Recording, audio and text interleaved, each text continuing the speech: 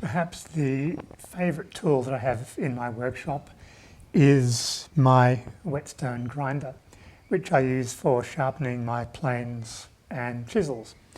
I found this to be invaluable when I was building my lapwing, particularly the mast, because the mast was a glued bird's mouth mast, 8 strakes per mast of Oregon, joined with epoxy, and changing the shape of the mast from octagonal to round took a lot of planing, and running the plane down the 6 and a bit metre length of each mast meant that 2 passes down would be enough to blunt the plane blade, and so I was spending a lot of time sharpening my planes, and the whetstone grinder made very short work of that.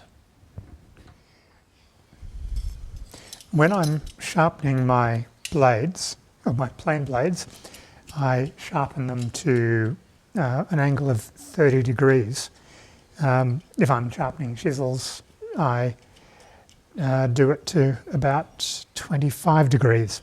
And the way that I adjust the blade to suit is to use this nifty little tool, which, as you can see, has angles mounted on it. So what I can do is set that to 30 degrees, which is what it is at the minute. That just sits on the grinder, and when I can't see any daylight between the blade and the gauge here, at this point, then I know that I've got it in the right location. It's important that I get this blade set at a right angle inside the jig, so I use a set square to line that up. When I'm happy with it, I tighten this up a wee bit more.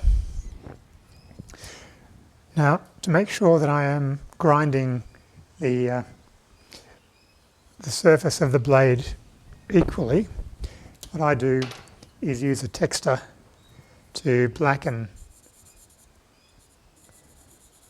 all of that surface. And when I grind it, that will, as you can see, when I grind that, it will show me whether I've got this set up correctly or not.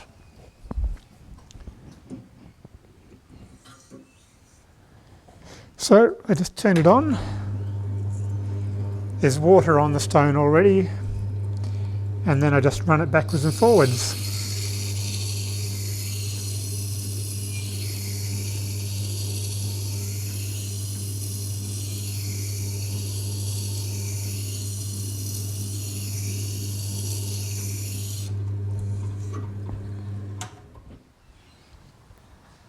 Now you can see that the texture is wearing off the blade pretty much evenly across, so I'm happy with that. So I'll keep going until the texture is completely removed.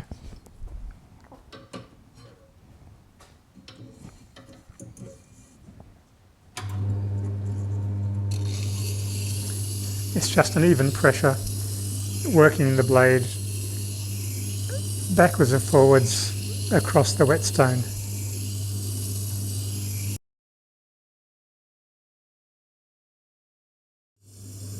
In between sharpenings, you can just use a diamond stone or something similar to touch up the edge, but certainly if I'm using epoxy, I find that it really does need to be reground on a very regular basis.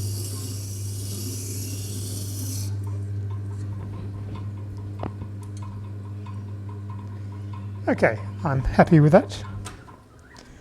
You can see that that is now sharpened all the way along, and there is a little wire or bead of metal across the back of the blade, which now needs to be got rid of as well. And to do that, we take the water off the stone,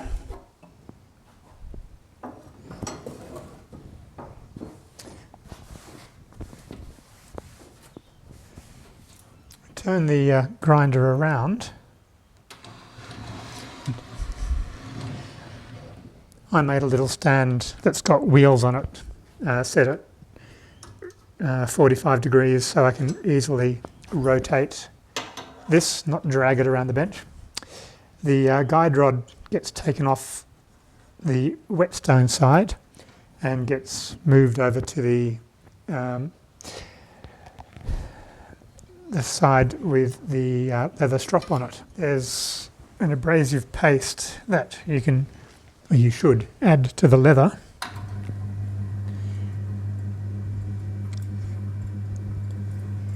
Only need to do that every so often.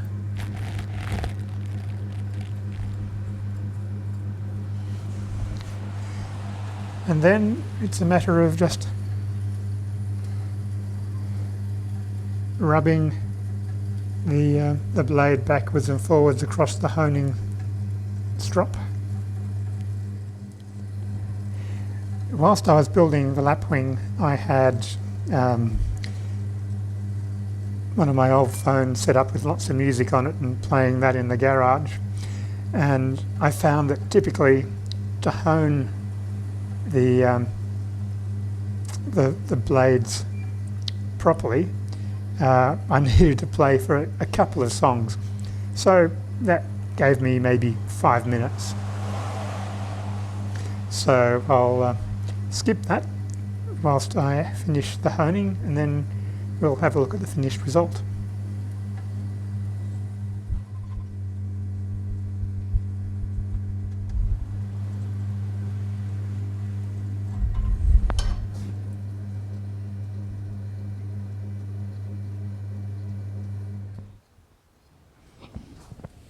Now, if it is sharp enough,